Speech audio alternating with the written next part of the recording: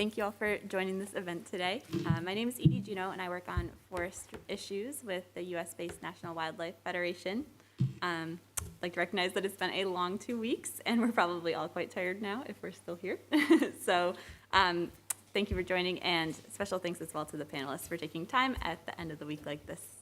Our conversation today is going to focus on forest bioenergy, and we'll explore some of the ways in which current bioenergy reporting and accounting guidance make it challenging to understand the net impacts on atmospheric emissions, let alone to ensure that bioenergy supports emissions reductions. And in doing so, this guidance reinforces the appeal of forest bioenergy. Yet, as we'll hear from our speakers, this energy source is not without impacts for both communities and ecosystems. And the health impacts and the threats to climate justice globally posed by biomass are inextricably linked to the regulatory and political structures that incent its use. We'll begin with an overview of the current situation, followed by a discussion of impacts, and end with a few ideas for steps to help address some of the shortcomings of current reporting and accounting guidance in order to help avoid this disconnect between emissions, impacts, and incentives that currently exists. And so with that, I'd like to introduce the panel of speakers with me here today, as well as those who were unable to be present in Bonn, but who have contributed their perspectives to today's side event. Joining us virtually, we have Peg Putt, who is a coordinator in the Environmental Paper Network International from Australia, working on forest biomass issues. Here today as well, we have Virginia Young with the Australian Rainforest Conservation Society and in my understanding also does research with Griffith University. We have Suparna Lahiri, who is affiliated with the Global Forest Coalition and is the coordinator for forest climate and biomass in the Asia-Pacific region for the Environmental Paper Network. We also have Reverend Dallas Conyers, who is affiliated with the Southeast Climate and Energy Network and our fearless leader at the Climate Action Network US as well, and myself. And then joining us remotely, or contributing remotely with some videos, we have Kwame Panzo, who is affiliated with Friends of the Earth and the EPN coordinator for Africa and the Forest Climate and Biomass Working Group.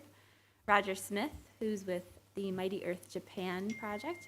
And then we also have Mitsuki Ikuzawa, who is with Fridays for the Future Japan, and Sayoko Inuma with the Global Environmental Forum Japan as well. So thank you all. So we'll begin with a little discussion of current trends in woody bioenergy and its drivers. And so for that, I'm going to take us to a video link real quick.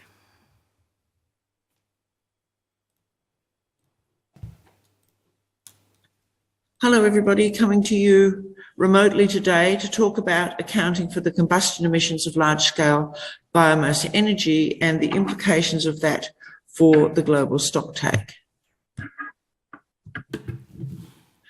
The first thing to understand is that there's been a really rapid expansion of biomass energy over the past decade or two, decade and a half. Burning forest biomass for large-scale energy generation is being encouraged as a so-called renewable energy source, and governments are therefore incentivising it, especially in the form of subsidies. The global supply and demand for forest biomass is predicted to increase by at least 270% over the decade from 2017 to 2027. And countries in Asia are beginning to follow the course that has been followed by Europe and the UK in encouraging large-scale biomass burning for energy production. That happens for a number of reasons, but in particular because it's much easier to convert or build convert a coal-fired power station, co-fire a coal-fired power station, or build a standalone biomass energy generator that you can then attach to all the existing infrastructure. And there's not a lot of change in infrastructure required also for those conversions.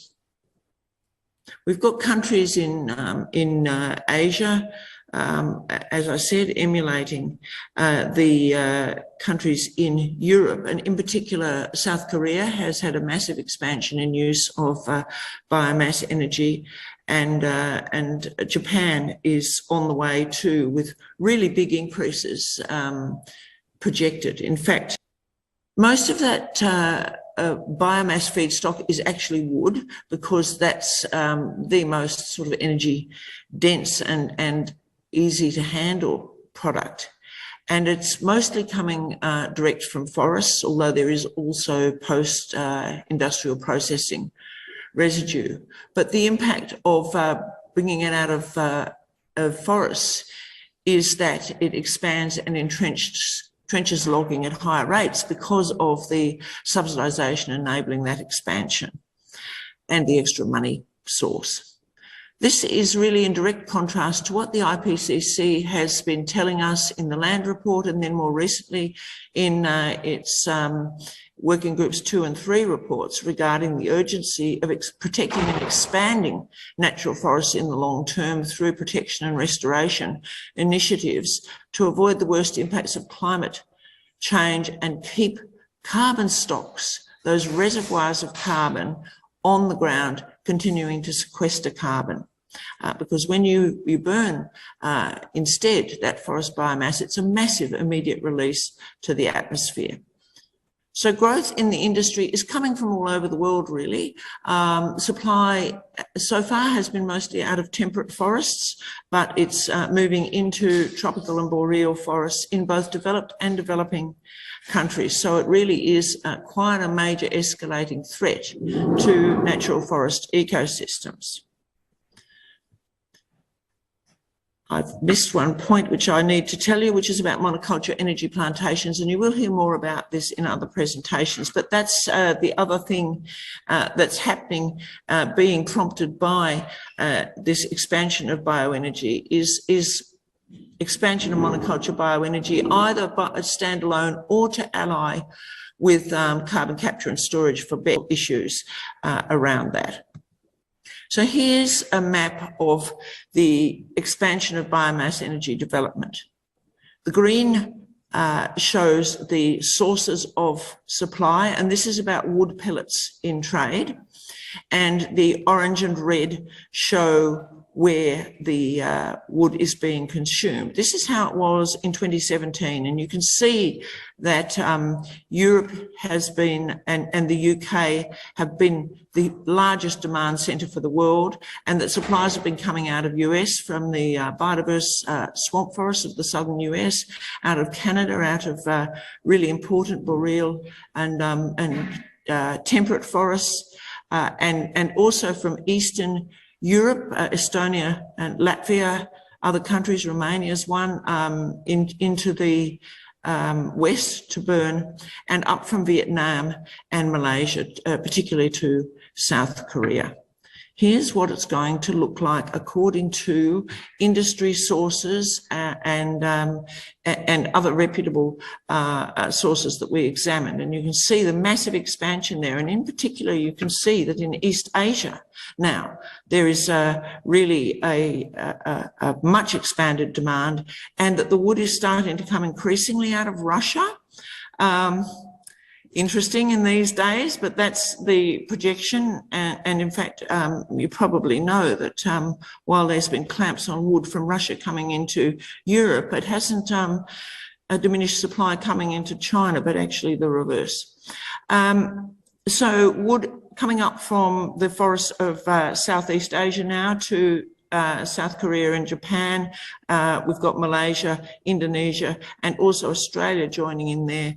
We're beginning to see some wood out of Latin America and also some out of Africa. And unfortunately, this turns out to be an underestimate of what is happening. But we're seeing that the Global South is going to start becoming a major source of supply, and not just those traditional sources.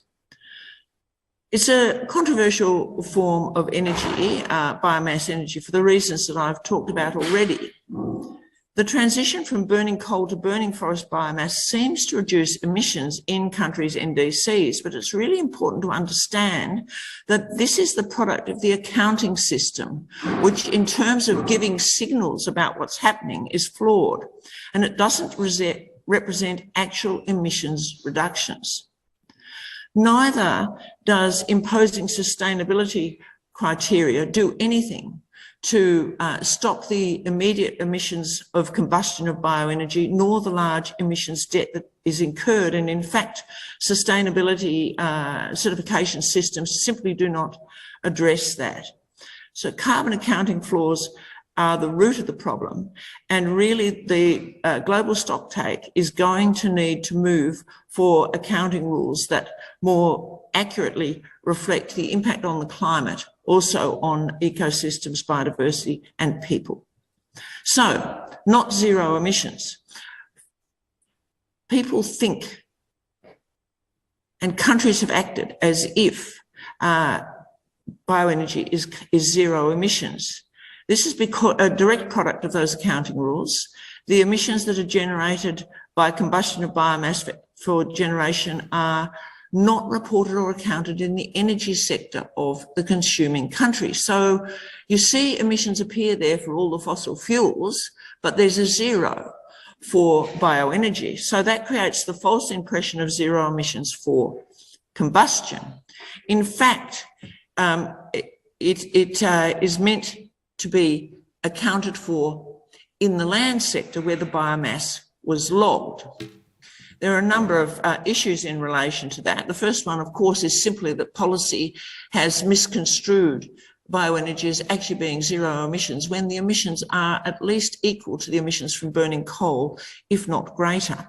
But the second is that where we have biomass in trade, it is the country that produces the biomass that takes responsibility for the emissions that are actually created in the consuming countries, so that as Europe takes wood from outside, its emissions reductions, apparent emissions reductions, are actually being taken responsibility for elsewhere. And as increasingly developed economies burn bioenergy, it is going to be the countries of the global south that take emissions responsibility for the apparent emissions reductions in those developed countries. And that's very inequitable. Neither is burning biomass for energy carbon neutral, as we're often told. I already mentioned the equivalent emissions to burning coal, or actually greater emissions in many cases, because wood is less carbon dense. The way people think about, have postulated this is that trees and forests will grow back as part of the natural carbon cycle, but that collides with the issue of time. So they may absorb that carbon that was originally emitted from burning, but it's going to take as long as it took for the trees to grow or the forests to grow in the first place. And meanwhile, all those greenhouse gas emissions emitted are in the atmosphere.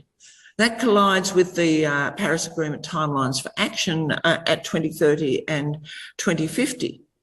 Furthermore, another argument is made that forest growing somewhere else will absorb the carbon. Well, the plain fact is that forest growing somewhere else were going to grow whether or not the bioenergy industry burnt some other forests for carbon. And the IPCC was really clear that you cannot rely on those forests growing somewhere else to balance your accounts to carbon neutral. They said that if bioenergy is to generate a net reduction in emissions, it must do by offsetting those emissions through increased net carbon uptake of biota and soils. And nobody has ever been able to say that that happens.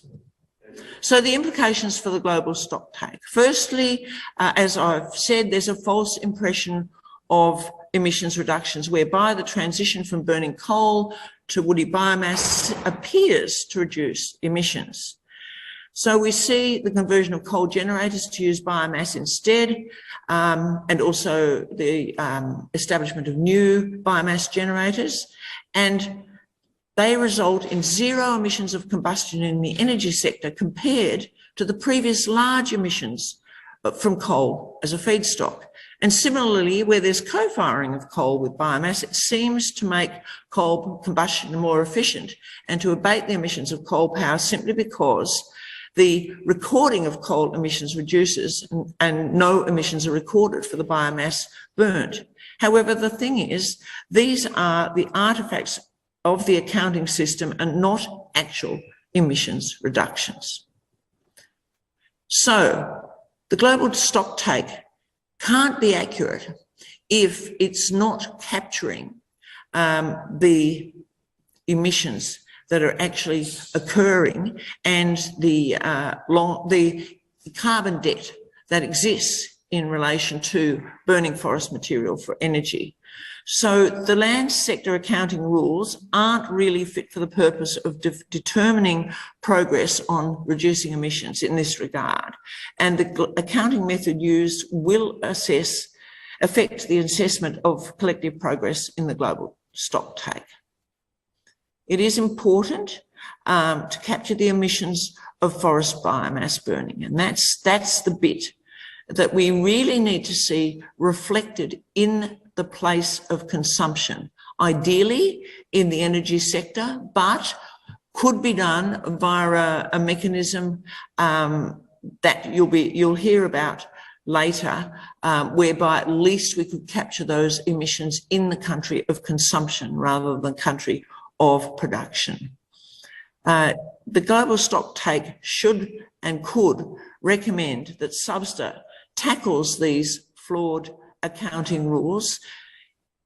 In some ways they may be accurate, although there are very big loopholes, but when I say flawed, I'm particularly talking about the signals that they are giving, and also about who is responsible for emissions, because it looks like countries that are burning wood like it's going out of style. Europe, 60% of their renewable energy is bioenergy, and a large proportion of that is burning wood.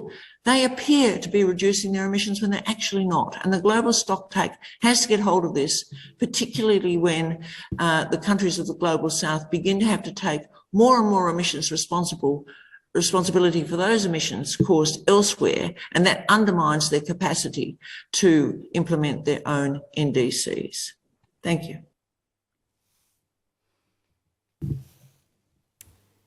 So we heard from Peg a few things that we'll talk about a little bit later in this presentation about how we might address some of these issues, but I'd also like to share perspectives from Roger Smith out of Japan.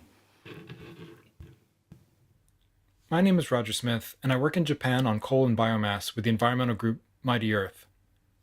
I'm very concerned about the surge in imports of wood biomass to Japan as a climate change mitigation measure.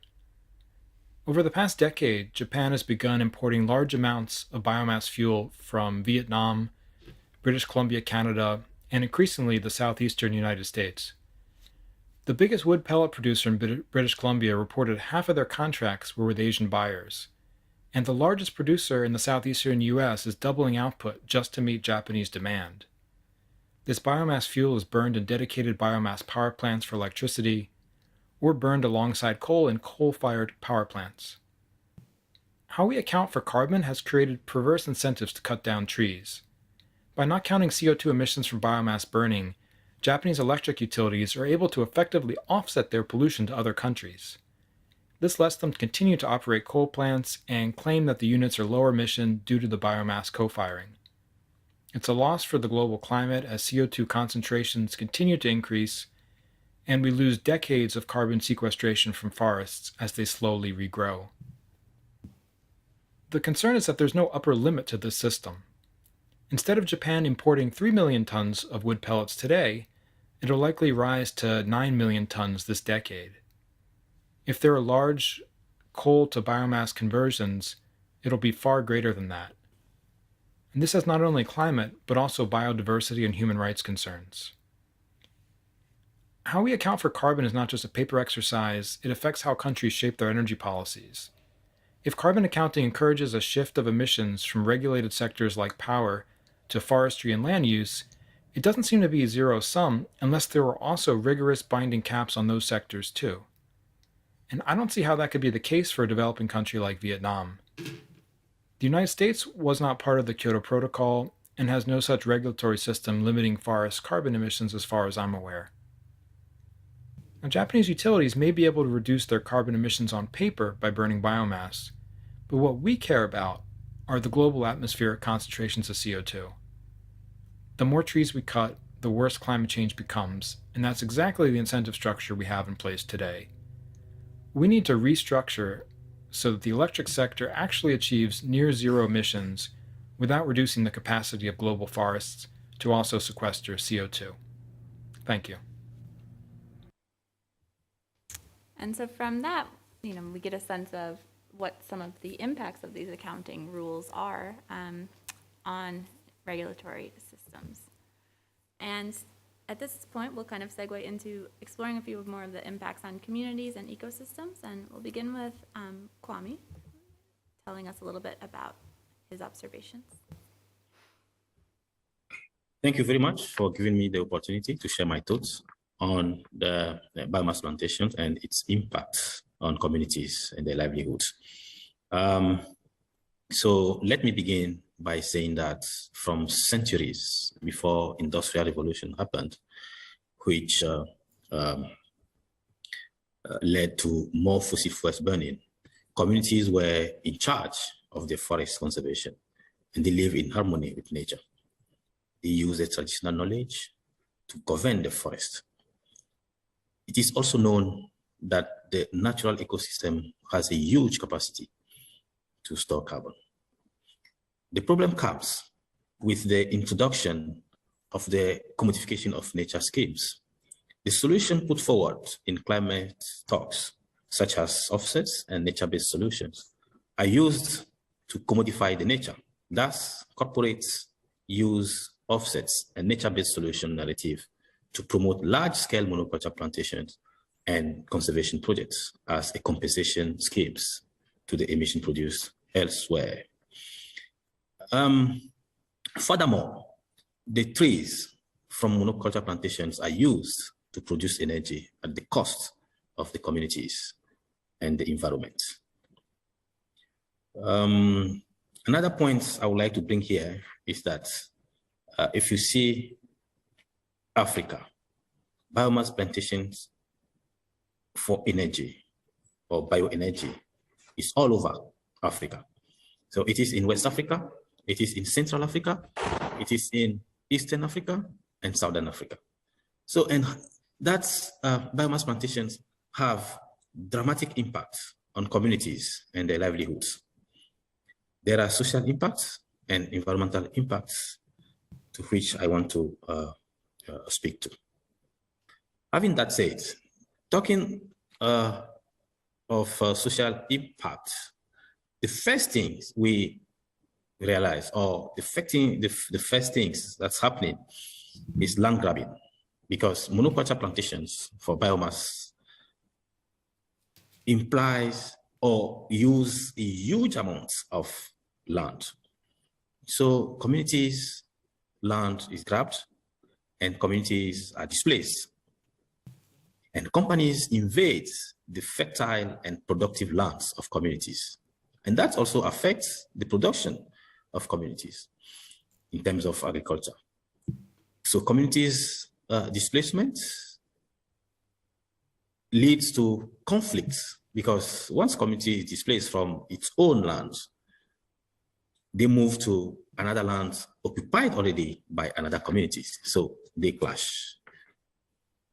So that's something we need to highlight, because land is life for communities.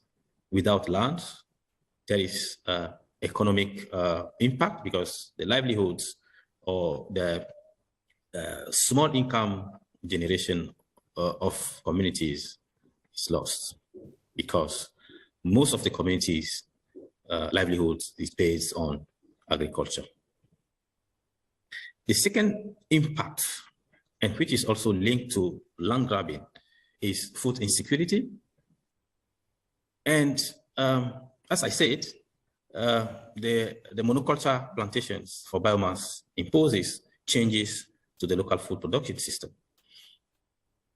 And because some of the trees that have been planted is not native trees, so it destroys the biodiversity, and the small species that are used to fertilize the soil, they are all destroyed because of monoculture plantations.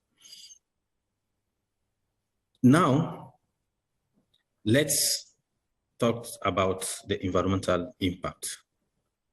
So I want to bring in 2 or 3 major impacts. The first one is soil and water pollution because of the intensive use of chemical pesticide in the process of growing the trees.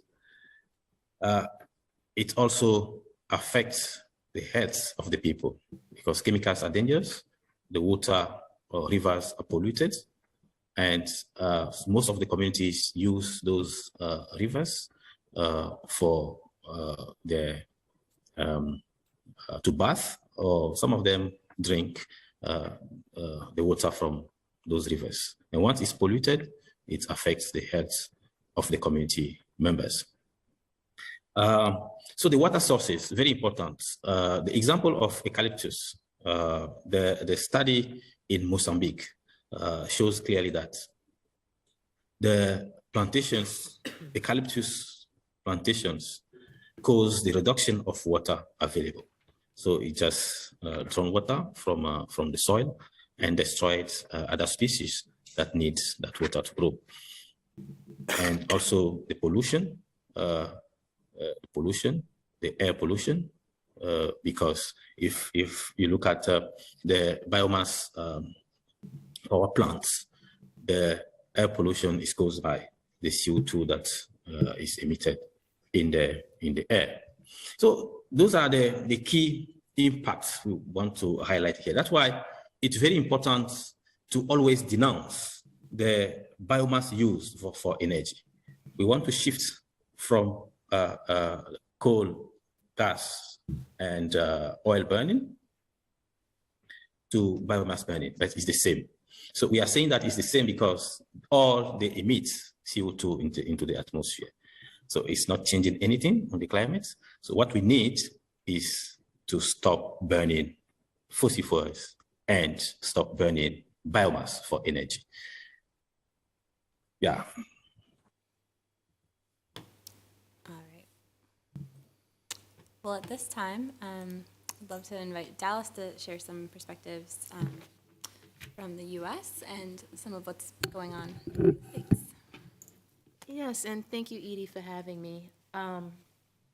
So it's an interesting background that I have. I actually grew up in what's called a EJ community. So I have health impacts, and I was just explaining to my fellow panelists, I'm coughing because I'm nervous. My asthma tells on me. So I just wanted to assure him, don't have COVID. But we don't talk about it a lot internationally, but the U.S. has some very real impacts that deal with climate impacts, loss and damage, and ecosystem damage and loss. And a lot of those are seated in health impacts faced by people, not only respiratory disease, but we have an existing standing amount of people being born with underdeveloped organs,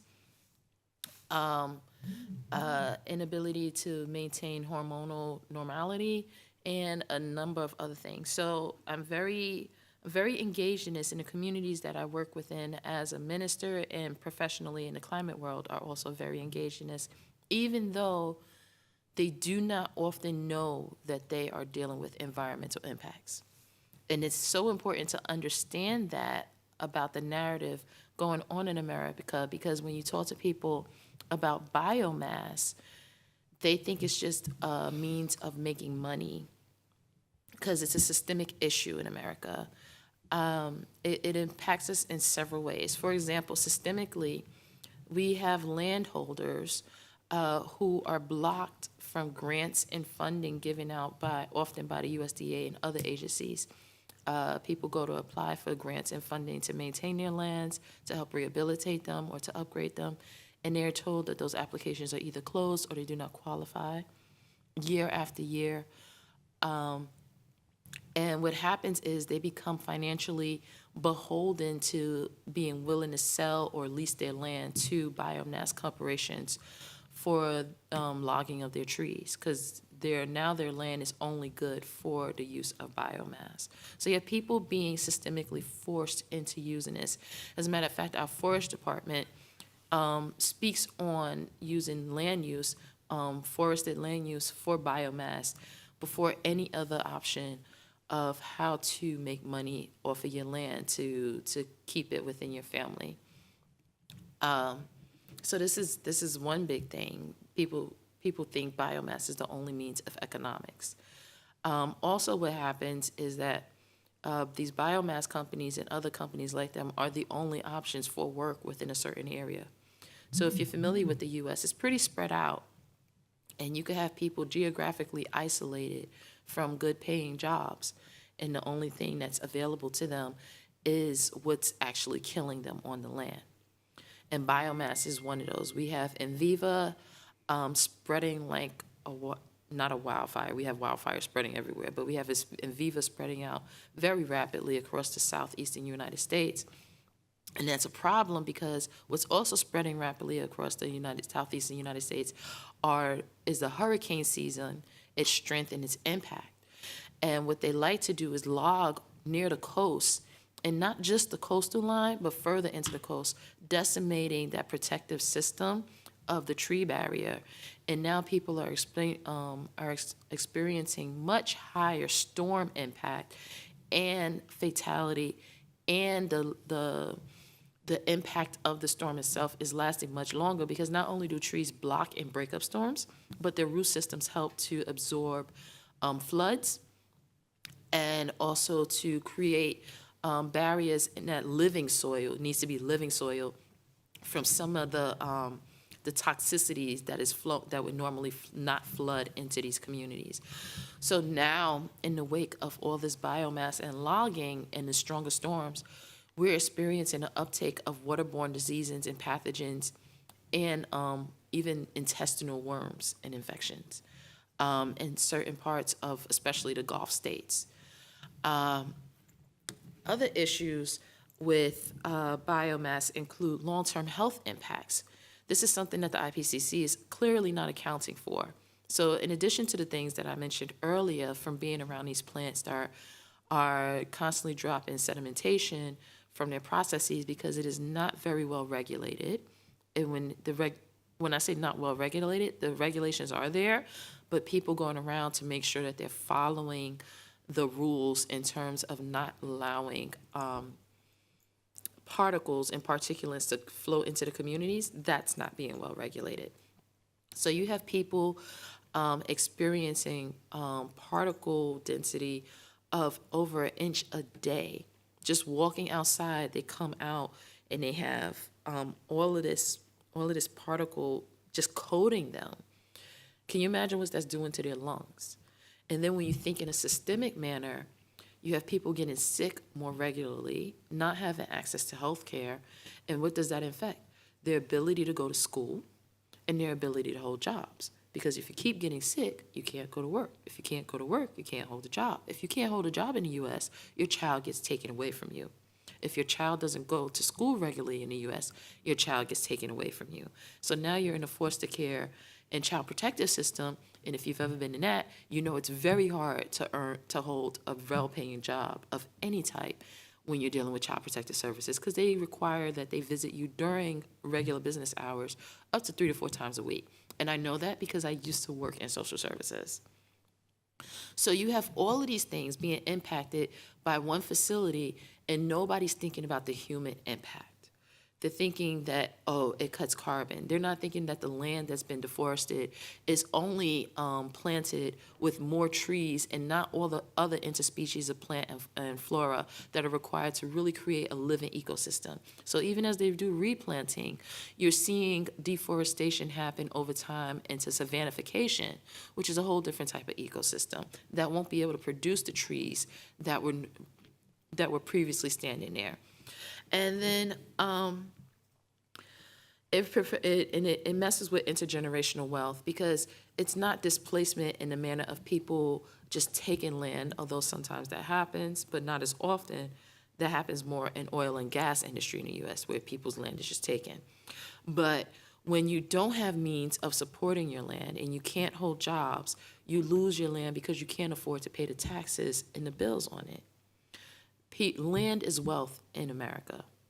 And we have been systemically, when I say we, I mean Black and brown communities, have been systemically losing our land due to not lack of funding that is given to majority white applicants, due to prioritization of infrastructure and rebuilding homes after disasters. We've been systemically losing our land. And we now only have about 1% of the land that we actually owned after slavery. So we actually, as Black people, owned more land after slavery than we do now per capita. And that's insane when you think about it. So this is a multi-generational, area geographically across the U.S. problem, and the IPCC must be brought to bear and made aware of their moral obligation that their accounting system can not only include, as they say, if people submit the right data, the numbers are correct. We all know that we live in a world where people are not going to submit the right data. They're not going to tell you everything that they're doing because that impedes on their profit margins. As such, their accounting system is not actually suited for purpose. Their accounting system must account for the fact that people will tinker with the data. Their accounting system must account for the fact that people are having health impacts. Their accounting system must account for the fact that biomass and tree cutting is increasing ecosystem destabilization and bringing us away from the 1.5 degree target. And that's about it. I'm done. So thank you for letting me run on, and I hope that was helpful. Thank you, Dallas. Well, and Suparna, if you want to jump in at this time too, I'd love to invite you to share some of the perspectives that you have as well. Okay. As I was saying something else a couple of days before, is that it's very strange sounding that something that burns can be carbon neutral, and that's what the crux of the reasoning that what we are hearing today about bioenergy being carbon neutral, and then followed by the flawed accounting systems that we are hearing, and we will hear more about them. It's actually a common presumption, and even among common people, we say that we must be more aware of this, but common people know that when something burns, it emits poisonous gas. It has its health impacts. And that across the board, the rural people, the forest communities who traditionally burn wood for their cooking and other needs, whether it's a coal burner, whether it's a gas burner, whether it's petrol, LNG, CNG, something more clean, So it's like we are hearing now that technology can say that this is more cleaner than the other coal. So this is whole kind of a flawed scientific reasoning is coming out for quite a long time. We are hearing that we have the clean coal technology. What's that? You need 2% less coal from the other technology so that it's relatively clean than the other technology. So it's clean coal. So what it emits is relatively clean. We hear that CNG is cleaner than petrol, LNG is cleaner than CNG, and this is going on for quite a long time actually. And so based on this, what we are hearing today is that you cut something out in some other place, a wood, fell a tree, cut a log, you are emitting. But when you burn the same log or wood to produce bioenergy, it's carbon neutral. How come? But I cannot, I'm not a scientist, but by common reasoning, I cannot accept that kind of a reasoning. But while I cannot accept that kind of a reasoning, this has become a very important reason to say now that we finally have a renewable energy which is carbon neutral. And that's bioenergy. So anything that you use bioenergy, whether in Japan, South Korea, or Europe, it's carbon neutral. So you can use any amount of forest to be logged out, deforestation. You use land, as Kwame was saying. You use land, grab land, because you need more plantations, more bioenergy crop to log, to feed your bioenergy plants. And that is what we are actually seeing unfolding gradually. But to tell the truth, this is where we need awareness, perhaps, amongst us, that this is a trap which continues to delay talking about reduction of real fossil fuel and carbon emitting fuels, and talk about transition to real solutions and real renewable energy.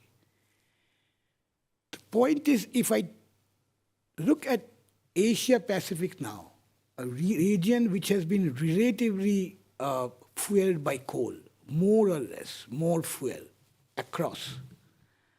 And like if I see my childhood, we have seen like coal burners, everything being burned through coal. Coal is the main. And it was the rural communities who used to use wood for their cooking. So it's not a very uncommon sight for us. But then now when we are talking of energy transition, we are talking of just transition, we are talking of reducing fossil fuel, we are talking of phasing out coal, as happened in Glasgow last year, and the talks were almost held hostage to the last minute. Till you change a language, a phrase from phasing out to phasing down, I'm not sure what is the difference between phasing down and phasing out, is you are not actually willing to politically, probably technologically willing to accept that this is not a transition. This is not an energy transition. This cannot be a pathway to just transition. That you are now saying that we used to burn perhaps 1 kilo of coal, something like that. Let's burn half of that, and let's put half of that of wooden pellets. And so it's called co-firing. And so it reduces emission. And so let it be the transitional energy phase. That's not what we want. And by that co-firing, where is this wood coming from? What are the implications of that? Today, Vietnam is almost becoming a second largest supplier of wood pellet. Where will the forest go? Where will the agriculture, the community lands go? If they have to be the second largest producer of pellet, where is this wood coming from? How much of land does it land to fuel bioenergy in far off Japan, South Korea, or Europe, or the US, or UK? And Africa is facing that brunt today also, is that the land for plantations in every project that we see, whether it's African Reforestation Initiative project, or a JEF project, or a bond declaration, project under bond declaration, it's all plantations in the name of reforestation. Total in DRC talks of plantations and says they are reforesting 4 lakh hectares, 400,000 hectares of land, which is plantations. And so it is a huge feedstock kind of to bioenergy production, which has huge implications. This is not a real solution. This cannot be a solution to the future. Somewhere we need to stop this and be aware that what is happening in the name of, techno fixes or so-called climate solutions, which are completely false, and we are being delayed to attain that pathway to real solutions, which is real zero. And bioenergy is the one which will delay this transition, which is a false solution. It's not a pathway to real solutions or real zero. Thank you. Thank you for sharing that perspective. So we have two more very brief videos from some colleagues in Japan that we wanted to share as well. Oh, looks like we'll just have... Hello, everybody, coming to you remotely today. All right, sorry about that. Looks like that's not going to work with our technology today, so apologies, everybody. But I'd love to offer Virginia the opportunity to talk to us a little bit about one of the potential ways that some of these accounting issues might be addressed in the future. Thank you, and thank you, audience. Some of us who've been coming into this forum for a long time have been concerned about the accounting rules in land and forest long before bioenergy was even thought of. That's because some of the rules allowed many countries to project sort of future policy positions into their baselines. So many countries started out under the Kyoto Protocol with an ever-increasing baseline as their estimate of what was going to happen in their forest sector. And that built in future policy use, which was very convenient for some of the industries that were able to expand with impunity under that baseline. And bioenergy is one of them. So even though in Europe you don't have to account for the emissions when you burn wood, you're meant to in the countries that chop the trees down. But many countries haven't had to because of this policy-driven, future-looking baseline. Now, that's all very complicated stuff to understand. That is slowly changing, but the practice of netting out the areas that you log each year from this much larger forest estate, and countries can really decide how large that is and bring that into their accounts, has until fairly recently given the false impression that you can log forests with impunity, and because the rest of the forest you've got offsets what you log each year. Now, what's happening with bioenergy is it's become a driver for vastly increased amounts of logging. The area and the type of forest, the amount of forest that's logged increases because it's got this new demand. I mean, demand actually determines how forest is logged, what, where and how much. And we're seeing evidence of that in Europe, we're seeing it in Canada, and we're certainly seeing it in the US, and no doubt we'll see the same thing happening in the Asia Pacific. So in thinking about the changes to accounting rules, we thought we were presented, and perhaps we are, with a new opportunity as a result of all the talk and some COP decisions about the need to integrate climate and biodiversity action, the key decision on ecosystems in the Glasgow Climate Pact, all of which suggest that we need to change tack, that we need to recognise forests and other ecosystems for their combined benefits for biodiversity and climate change. So this policy push, in theory, is a direct counterpoint to the intensification and logging for bioenergy.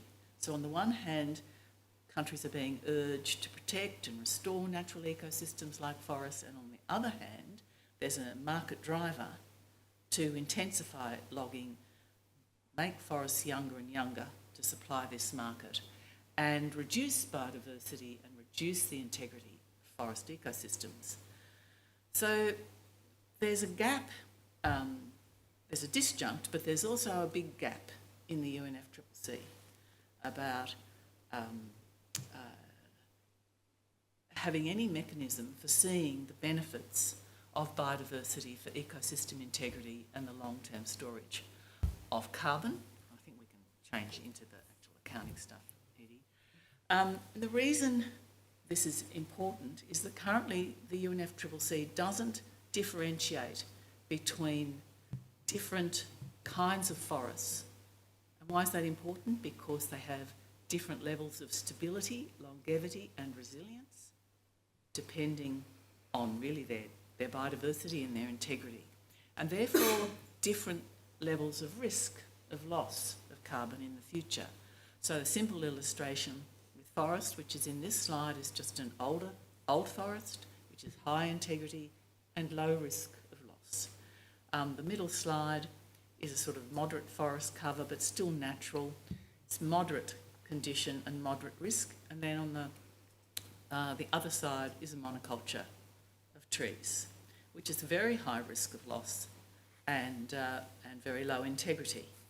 So that thinking, this is just sheer, it's ecology. But to date, the UNFCCC hasn't been able to differentiate or hasn't been prepared to differentiate between the quality of ecosystems and particularly forests and differences in the longevity of carbon storage. There's a new system that's come, I can switch slides I think, Edie, that's been developed by the UN Statistical Division for ecosystem and economic accounting. And one of the key differences is the baseline is not the current carbon stock in your forest. It's not based on your production forests. It's based on the natural condition of ecosystems. And that's an ecologically based definition. And if we move on to the next slide, I won't read it all. It enables really some major changes to the way in which we think about ecosystems. So with that reference level, this new accounting system is designed, it will underpin assessments of the quality of ecosystems, which is information that will be brought into country's national accounting system and assigned an economic value in the national accounts. So the reference level is the natural condition, it's comprehensive, it includes all land, so countries can't do what they currently do in the UNFCCC, is pick and choose which bits of land they account for and which bits they don't.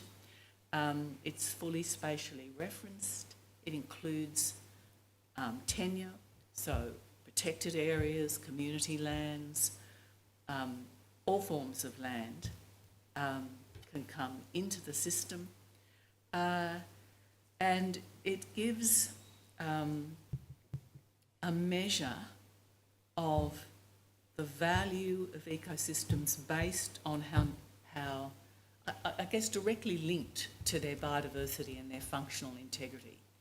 That will apply in both agricultural ecosystems as well as natural ecosystems. So if you've got relatively natural, undisturbed by modern sort of industrial impact ecosystems, that will show up in your accounts as having a much more stable and low risk carbon stock than more monocultures, energy intensive and input intensive ecosystems.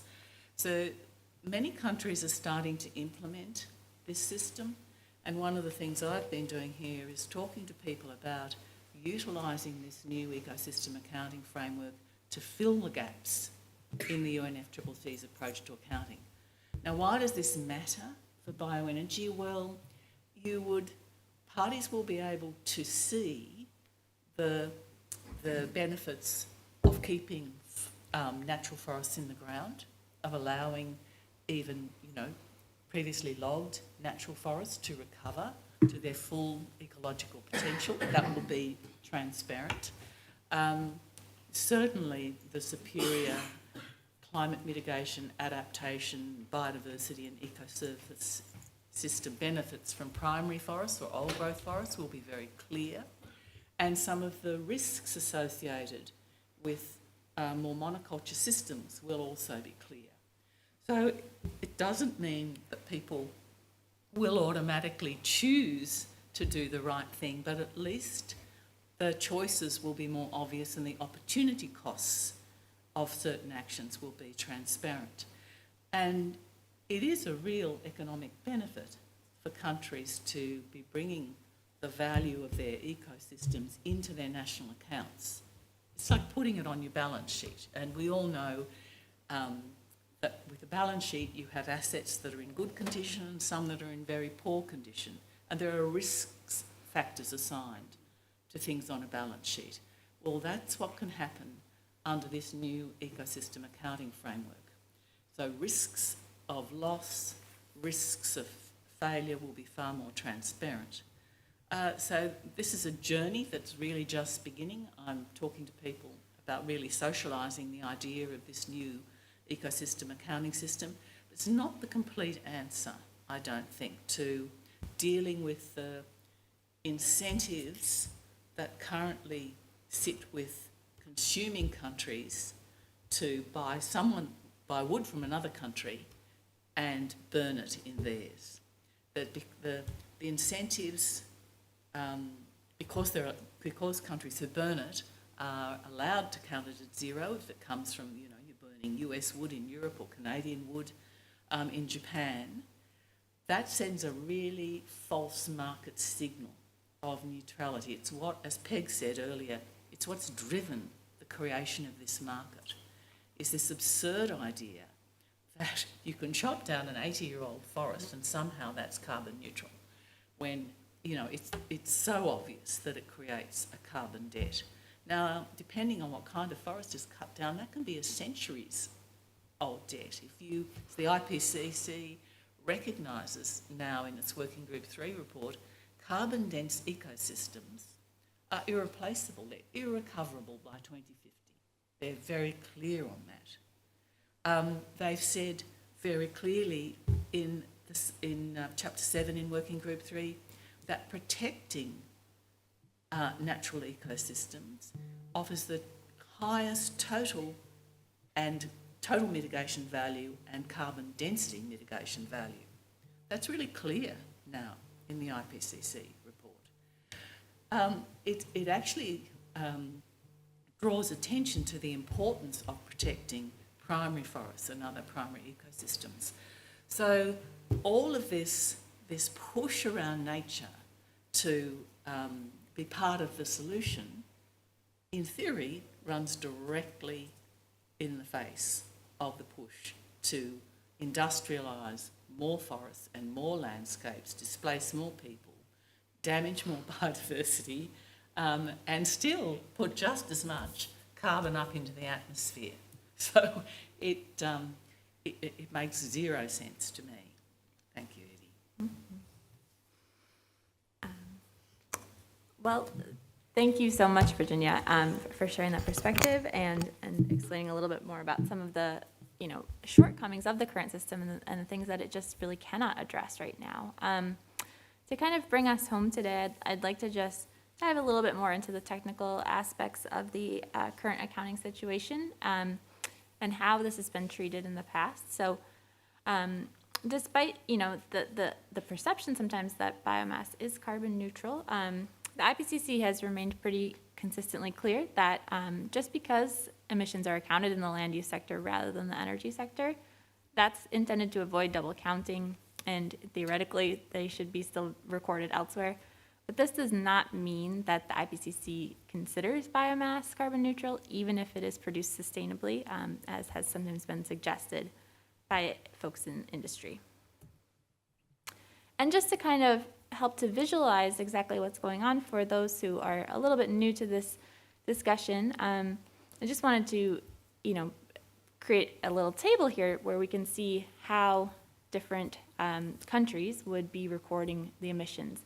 So producing countries in their energy sectors, they will just be reporting the emissions associated with fossil fuels and harvests, and they report all biogenic CO2 emissions as a memo item in their energy sector for those that they burn domestically.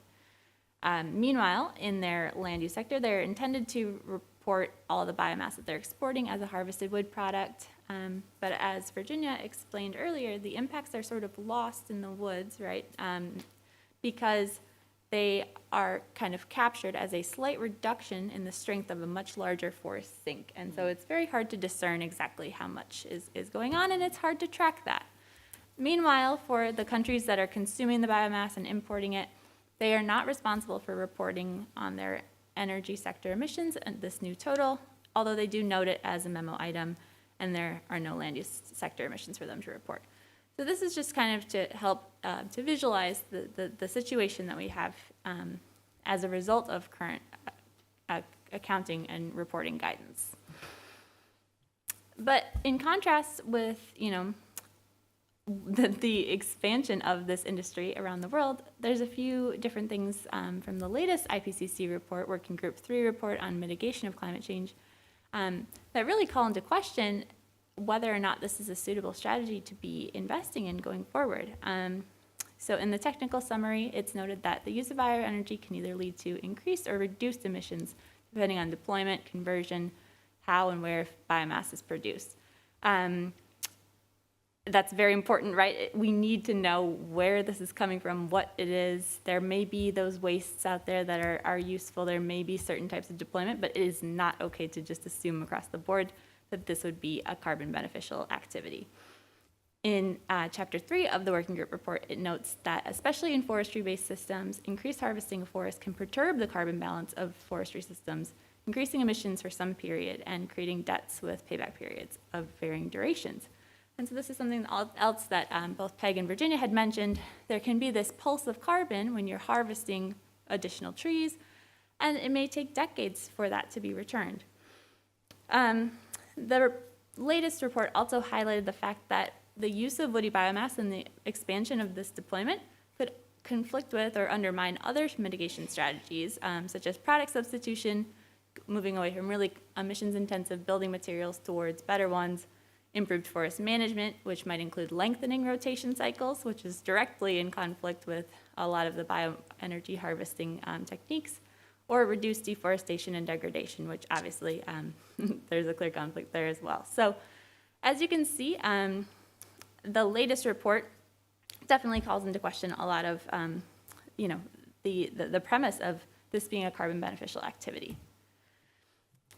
And so to kind of summarize where we are right now with all of these issues, again, we have a situation where there's very low transparency and it's hard to assess the net emissions impacts because of the way that the emissions are spread between trading partners and across sectors.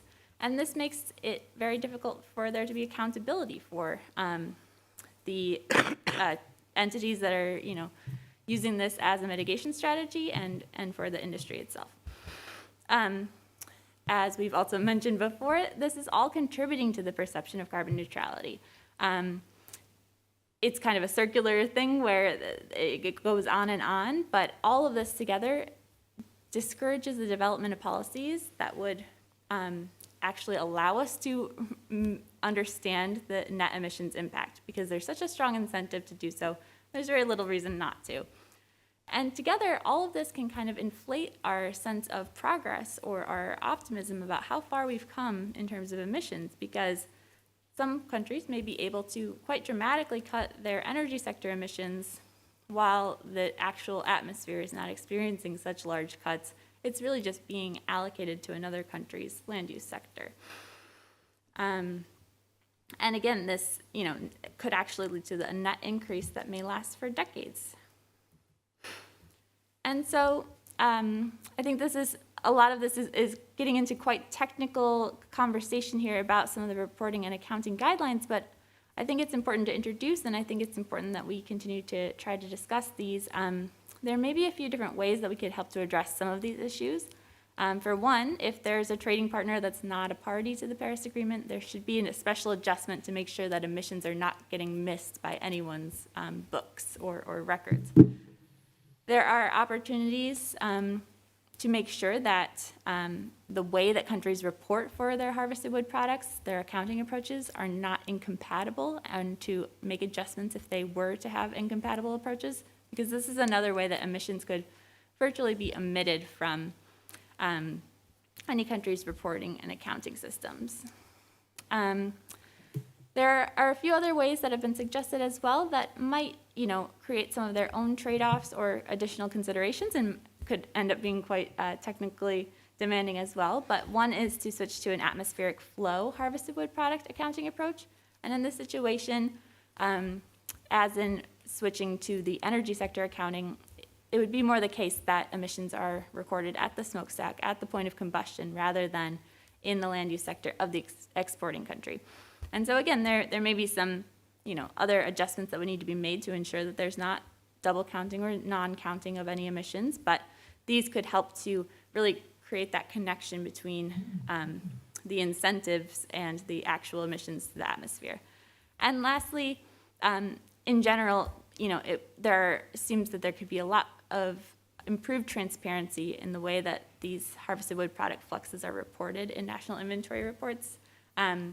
We don't have very granular data there, and yet if we had more information, it would be a lot easier to understand the net impacts on the forest sector of the producing countries and how it's actually intersecting with the consuming countries' total energy emissions. And so to just kind of recap everything from today, the current guidance is creating this sort of disconnection, right, between the atmospheric emissions and the way that countries perceive their levels of progress. And as we heard from Dallas and from others, from Kwame, there's also very real human health impacts and community impacts at the point of combustion, and often with pellet plant facilities at the point of production as well. And so we kind of have to call into question whether, just because it's a renewable energy source, is it the desirable energy source, is it a clean energy source? As Virginia explained, our broader accounting framework currently falls short on encompassing biodiversity and ecosystem integrity, and so UNCEA or other systems might end up being very useful complements or supplements to our existing accounting that could help to illuminate the true net impact of bioenergy and of other land use management decisions. And I think there are, as we described, a couple different voluntary or required adjustments that could help to increase the integrity and transparency around our bioenergy accounting.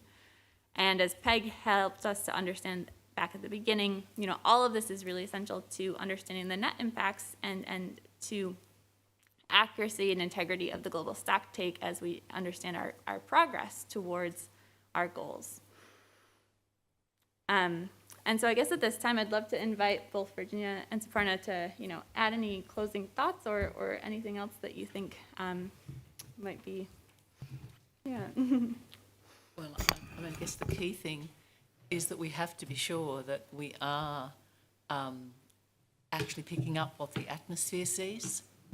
And if we're serious about the role of land, forests and other ecosystems, we really have to focus on protecting and restoring ecosystem integrity, which is underpinned by the role of, that Indigenous and local communities play in some ecosystems. It's certainly underpinned by broader biodiversity in ecosystems.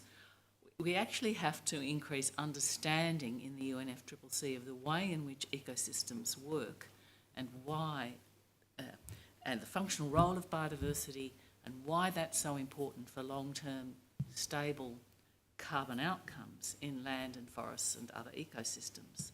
And that practice in the past of treating biodiversity as just a nice co-benefit if you can get it, has to shift to understanding that it's core.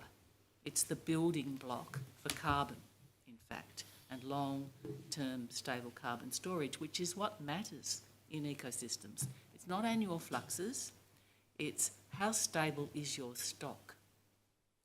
And the way in which we've been treating ecosystems and damaging them, fragmenting them,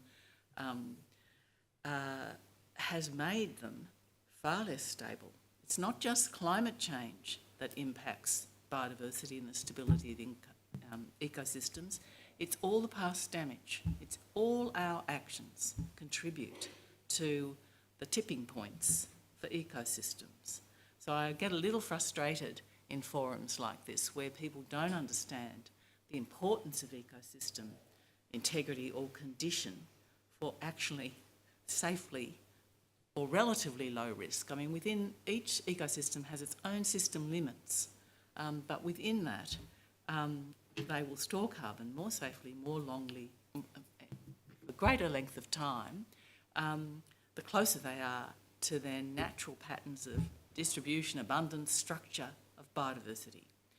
And that is, I think we're just at the beginning of that journey to try and communicate the importance of these factors in the climate action that we take in land and forests, and that thinking about, putting a massive fast-growing trees somewhere because in the next 5 years it might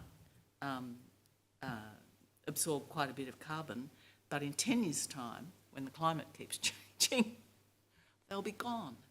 We see this in Australia. We see the more resilient systems are the older, more natural systems. And as someone who lived through the 2019-20 fires, being surrounded by it, it was quite something to see the difference in fire severity in the long unlogged forest versus the 20 to 30-year-old forests that just went whoosh, and all wildlife, everything was consumed. Now, many of those trees will still recover, but it'll be a long time. Anyway, that's... I just think it's critically important. If we're going to depend on land for, say, 30% of the solution, then we've got to get it right. Barna, anything that you'd like to add? Virginia, Sorry, Barna. my point is that, we know all that Virginia or AD is talking about. It's not that we don't know. But as I said, the most unfortunate thing today, as you can see within these premises of UNFCCC, is that you're losing humanity. You are wishing away the common perception, the common knowledge of the people, replacing with this flawed kind of unscientific reasoning, evidence, or mechanism, whatever you call. And this is becoming, this is not justice, not climate justice, this is what we call, inequitable, unjustified kind of a struggle for all of us, where you don't want to see the truth. And we all see it when the negotiations happen. Every party negotiator knows what is the way out, what they should do. But that's what not they do when they go for negotiation. And that's a hard truth. And we don't know how many more years, months, or decades they will wait to really do something. And I don't understand, because, traditionally humanity has taken care of its future. And I see that today, the governments, the policymakers, the business, the corporates, they don't seem to be caring about the future, their own children, their own progenies. And that's what is very sad, actually. We have to spend hours to believe something which is true. It's not a false idea. What we are hearing are false ideas being propagated. And those are becoming slowly true. false solutions being propagated over months and years are becoming true today. And with investment, more investment towards those false solutions, business reaping profits out of it, corporates reaping profit out of it, kind of, resettling their debts, kind of restructuring their business. This is what actually they're doing. There is nothing that which shows us that we are reducing emissions. We are aware of that there is a climate crisis, which is immediate climate crisis. Otherwise, IPCC wouldn't have to repeatedly for last decade go out with reports saying this, and that. Everybody knows. When we are talking of loss and damage, why we are raising loss and damage? Because that's in front of us. We are seeing what is happening, how the climate is changing. But then you need IPCC reports to make policymakers to believe that this is true, that there is a real climate crisis, and we need to act, and we need to act immediately. That's the most unfortunate part that today we are facing. But that's stark truth. And behind that, negotiations are going on. Even to the extent that we have seen how IPCC report is not welcomed, recognized. That's called negotiation language. We don't welcome IPCC report, we recognize that. Note that. Finished. So now, science is not even believed. How many, I don't know, how much can we go beyond what is happening today?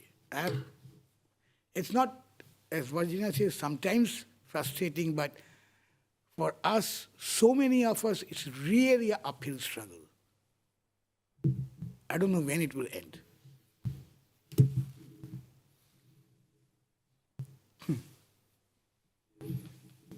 So audience would like to ask some questions. We've said a lot. Thank you. Yeah, we would love to open it up to the audience if anyone has any questions. And again, we'd love to thank the panel for their time today. So we've talked about a lot. We've talked about some of the climate justice and human health impacts of this. And we've talked about some of the more technical aspects, but I do think, they are inextricable at the end of the day, and these things are all connected, and I think that's why it was so important to us to share the different perspectives from around the world. But if anyone has any questions that they'd like to ask any of us, please feel free to hop in.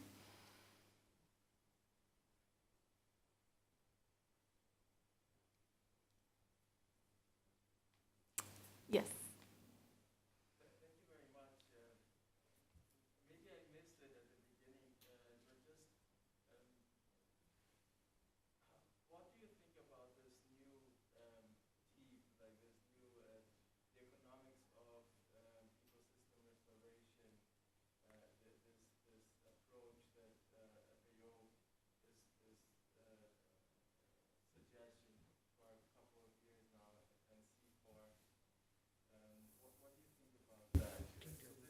Yeah, no, I know it. Yeah. Yep. No, I do know about the TEEB, and I think it was a good initiative in its time, but the UNCEA is a better standard. It will become the global standard, and the reason it's a better standard is it has a baseline of the natural condition, and it's a very ecologically based baseline, and it enables differentiation based on ecosystem condition. And so it's looking at the current, it deals with both stocks and flows, and the TEEB is still very focused on restoration, as you say, and really the priority for the world is to protect what we've got. It's crystal clear. The IPBES IPCC report last year, what was their first recommendation? That you protect carbon and species-rich natural ecosystems, and they provided a long list of them. That was number one. Second was restoration. and then they were followed by some management changes in some systems. But that, unfortunately, that report is not informing many people at this forum. It really needs to be, it would be better if there was a joint special report of IPBES and IPCC, so that some of the prioritisation that was identified last year would be clearer. And that's what I see as a weakness with there are a lot of different natural capital accounting approaches around the world, and all of them ignore the stock, which is the existing and the condition of existing natural ecosystems. And that's a big mistake. So the UNCEA doesn't, and this is the UN Statistical Division. These are the people who set the guidance for national accounting systems. So your GDP, all the economic indicators that countries tend to use, come through the UN Statistical Division, or they tend to align with that. So this is a really important new initiative, and some 90 countries are already looking at, how to apply it. So the standard was released, I think, in January or February last year. Some work is still continuing on particular ecosystems, including forests. There's a forest working group. There are a number of working groups, so there's still work underway. But the anticipation is that this will be the new global standard for ecosystem accounting. And it'll be a bridge, potentially, between the CBD, who've already picked it up as an indicator for their goals and targets. The SDGs, the review of SDG 15, Life on Land, recognised that they needed to do more than just have an indicator of the extent of cover of a particular ecosystem. They needed to have indicators of quality. Well, the UNCEA provides that. So it's an important breakthrough, and I'm looking for how to, bring this in as an additional tool into the UNFCCC, so at least people can see what they're doing. It's a really important information system. And we'll see. We'll see. I have had some positive responses from state parties, so we're at the beginning of that journey of seeing where it might land. But I don't think there's any, I think, it's helpful, those other systems, but it's not as comprehensive as the UNCEA is. None of them are. And you can't bring them into your national accounts. The UNCEA is a means of putting them into your country's balance sheet. And that, for high forest, low deforestation countries, that's what they need. In fact, anyone that's got ecosystems in good condition, good protected area system, whatever it is, will show up in the national accounts with a monetary value. That's a benefit to economies everywhere. It's not designed for trading, it's not about offsetting, it's about showing the value of the ecosystems you've got. Oh, and how far some of them might be below what their natural condition should be. So it gives you a benchmark for recovery as well, and perhaps a means of attracting investment into recovery based on those benchmarks.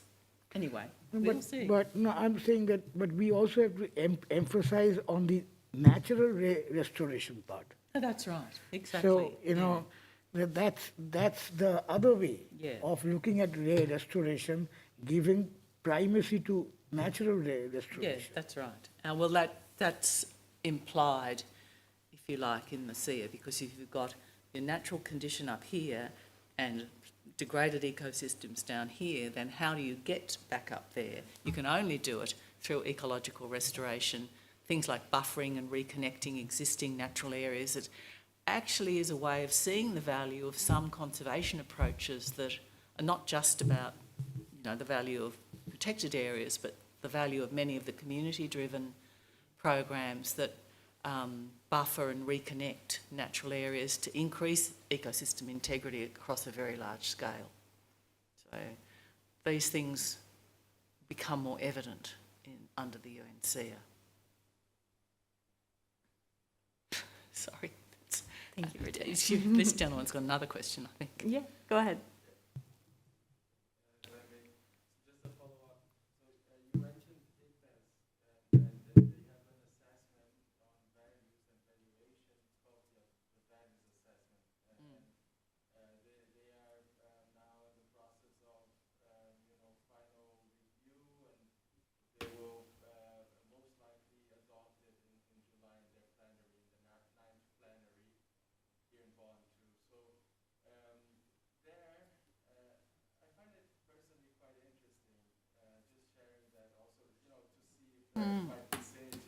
There might be. But the way of looking at it, they call it life frames.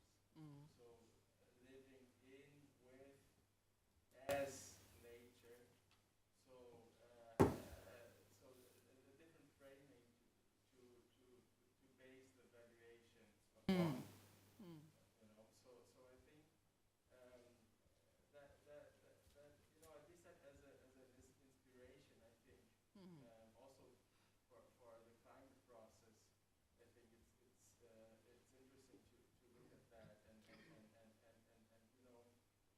seeing the evidence that's coming out on how indigenous lands perform in terms of environmental Yes. integrity and biodiversity conservation, forest conservation. So as compared to some protected areas too. Yes. So Yeah. I totally understand that avoiding deforestation or avoiding loss of biodiversity is a priority, and then you go to reducing, reversing, restoring, rehabilitating ecosystems. But still, I mean, learning also from other views and learning from some communities. Some of these people will have been involved, the large number of people involved in the development of the SEA, so from many countries. So they may well already have connections because it's IPBES who's recommended the use of SEA as an indicator for the CBD. So there must be some connections through. They may well have been directly involved, I don't know. Yeah, and even going through implementation, I think it's important, right? So that at the country level, that sometimes, indigenous peoples don't even appear in the statistics, and, Yeah. but it will now. It can't help but, because it's all land and all tenures. So it will show up. And so that the benefits will show up of those tenures. They'll be very clear. But of course, that knowledge has to percolate. So you have to accept that knowledge, what you are referring to, like mapping by the indigenous people of their forest resources is one way of recognizing how they do it, not by our kind of statistics or, data, but they have their own knowledge where they can exactly map resources around them and they can tell. So that's a kind of acceptance. I think it's IPCC also, there was this whole talk of, accepting indigenous knowledge and Yes. the literature Yeah. in the scientific evidence when you talk of climate or climate modeling itself. Yeah, I'll be interested in how the SEA has approached that. One of my colleagues was intimately involved in the development, so some of those slides I showed you were her slides. So, and she's on the forest working group that is continuing. So, but I'll be interested in that question around Indigenous knowledge. It will certainly show up as higher condition. Indigenous managed lands will show up as high condition. But whether or not, there's direct incorporation of Indigenous knowledge, I think is another interesting question. And maybe that's one of the things that's still being worked out. I have no idea on that. It's done. Thank you. Well, we are at time. If anybody has any very quick questions, or if we could, we can chat afterward, but I want to be respectful of everyone's time. And again, thank you all so much for joining us this afternoon on this end of the second week. And, thank you again to the panelists for your time today, and I'm happy to, share contact information if there's anything else to discuss as well. But thank you all so much for coming. Yes, thank you. Thanks, Edie. Thanks, audience. We might be on the record as having the smallest audience at a side event. Do we get a prize?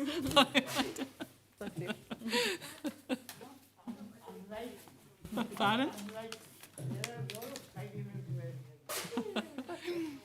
Can you email me that presentation. We're all into some policymakers there who this issue is going to be